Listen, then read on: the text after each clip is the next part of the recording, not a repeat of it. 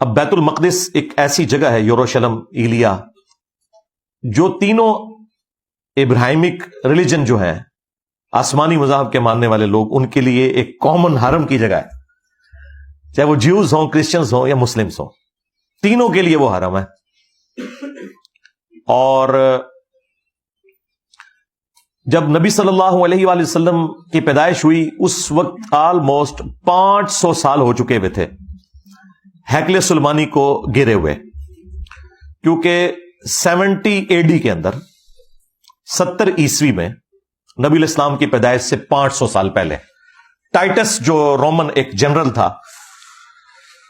اس نے حملہ کیا تھا یروشلم کے اوپر، اور اس وقت تو ظاہر ہے وہ بت پرست جنرل تھا، اور انہوں نے یہودیوں کو قتل کیا، کوئی 1.25 لاکھ کے قریب یہودی قتل ہوئے، اتنوں کوئی وہ قید کر کے لے گیا، اور ہیکل سلیمانی برباد کر دیا۔ اس کی صرف ایک دیوار بچی ہے، جسے ویلنگ وال کہتے ہیں، دیوار گریا، اور جس کے سامنے یہودی جو ہے وہ اس طرح کر کے تورات پڑھ رہے ہوتے ہیں، وہ ایک دیوار وہ باقیات ہے ہیکل سلیمانی کی۔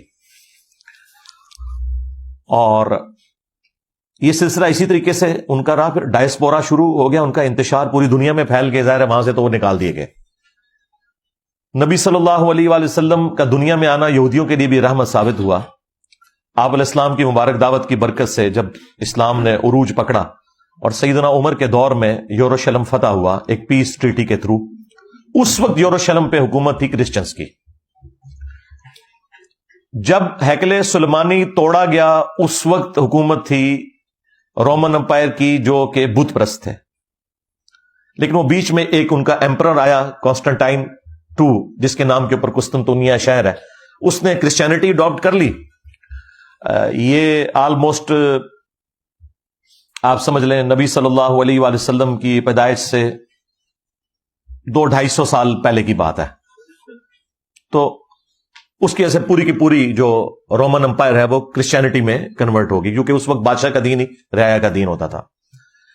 اب کرسچنز نے یہ شرط لگائی سیدنا عمر کو کہ ہم آپ کے حوالے کرتے ہیں یہ سٹی بغیر جنگ کے، کیونکہ انہیں اندازہ ہو گیا تھا ہم مسلمانوں کا مقابلہ نہیں کر سکتے، لیکن ہماری شرط یہ ہے کہ یہودیوں کو آپ نے یہاں نہیں آنے دینا۔ اس کی وجہ کیا تھی؟ کرسچن یہ سمجھتے تھے کہ جسے ہم خدا کا بیٹا سمجھتے ہیں یا خدا سمجھتے ہیں، اس کے قاتل یہودی ہیں، کیونکہ انہوں نے صلیب چڑھوایا تھا رومنس کے ذریعے جیسس کرائسٹ کو، اور یہودی جو ہے وہ جیسس کرائسٹ کو نعوذ باللہ آؤٹ آف ویڈ لاک کہتے تھے۔ ٹھیک ہے، اب یہ زمین و آسمان کا فرق ہے۔ اتنے بڑے لیول کی دشمنی دنیا میں کسی بھی دو مذاہب کے درمیان نہیں ہے جو جیوز اور کرسچنز میں۔ یہ آج کی بات میں نہیں کر رہا، یہ آج صورتحال کیوں بدلی ہے میں بعد میں بتاتا ہوں۔ زمین و آسمان کا فرق کہ ایک مذہب کے ماننے والے اسے خدا کا بیٹا کہہ رہے ہیں اور خدا کہہ رہے ہیں، پروٹیسٹنٹ جو ہے وہ خدا کہتے ہیں اور کیتھولک خدا کا بیٹا کہتے ہیں، اور دوسرے کہہ رہے ہیں کہ اس کی اصل میں خطا ہے، یا آؤٹ آف ویڈ لاک پیدا ہوا ہے، نعوذ باللہ من ذالک۔ تو ان دونوں کا تو آپس میں ملاپ ہو ہی نہیں سکتا تھا۔ کرسچن نے کہا کہ جیوز یہاں نہیں گھسیں گے، یہ ہمارے جیسس کرائسٹ کے قاتل ہیں۔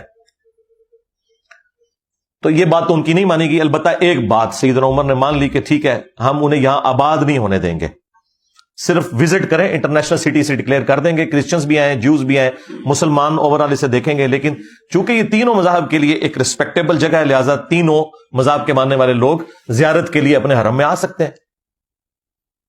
اور پھر اس وقت سے لے کر 20ویں صدی کے آغاز تک، سلطنت عثمانیہ کے ٹوٹنے تک، یروشلم، بیت المقدس یہ مسلمانوں کے قبضے میں رہا ہے۔ بیچ میں ایک دفعہ صلیبیوں نے لیا تھا، اور وہ پھر سلطان صلاح الدین ایوبی رحمہ اللہ تعالی نے ان سے واپس لے لیا، بس وہ ایک ایکٹیویٹی پرفارم ہوئی، اوورآل مسلمانوں کی حکومت رہی، اور بالکل معاملات بڑے اچھے چل رہے تھے۔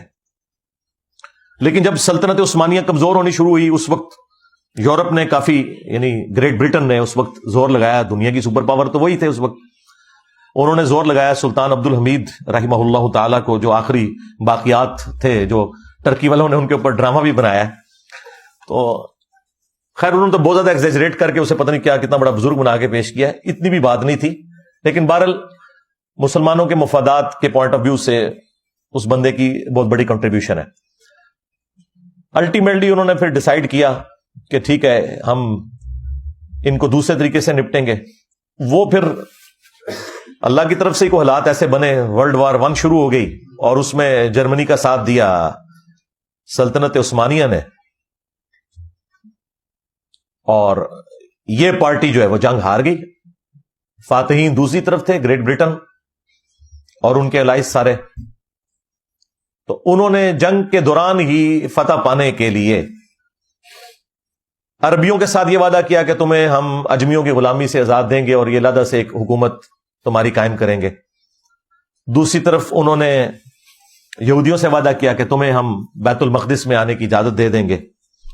خیر دونوں کے ساتھ ہی وعدہ خلافی کی. بہرحال یہودی اسٹرانگ تھے چونکہ فائنینشلی انہوں نے پھر زور لگایا. تو 1917-18 کے اندر بالفورڈ ڈکلیریشن ہوگی. بالفورڈ ایک شخص تھا جو ان کی طرف سے نمائندہ بن کے گیا اور ایک ٹریٹی سائن ہو گیا جس میں یہودیوں کو اجازت مل گئی کہ وہ دنیا میں کہیں بھی ہے نا, وہ یروشلم آ کے آباد ہو سکتے ہیں.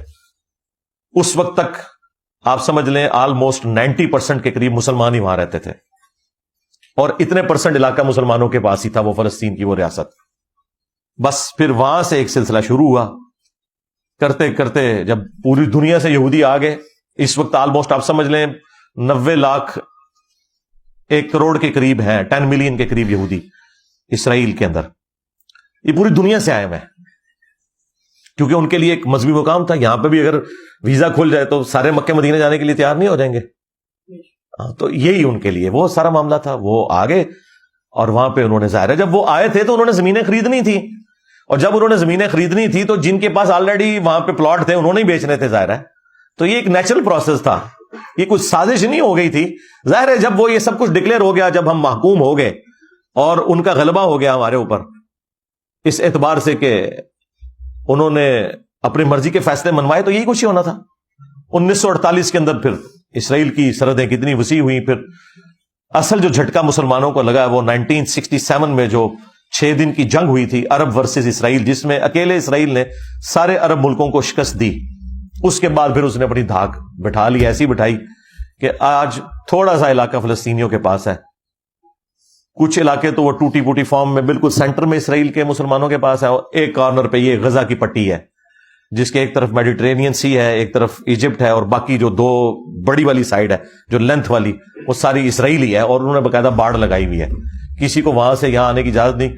اور جو مسلمان باقی رشتہ دار ہیں وہ دوسری طرف آباد ہیں, وہ اس باڑ کو کراس بھی نہیں کر سکتے, پھر بیچ میں اسرائیل ہے, لہذا ان کی آپس میں وہ اس طریقے سے جدائیاں ہوگی, اور یہ سارے معاملات اس طریقے سے چل رہے ہیں. اور اس میں عرب ملک ظاہر ہے کہ دنیا پرست ہیں تو نہیں مقابلہ کر سکے. اور آج تو اسرائیل خیر آپ سمجھ لیں انڈکلیئرڈ نیوکلیئر پاور بھی ہے.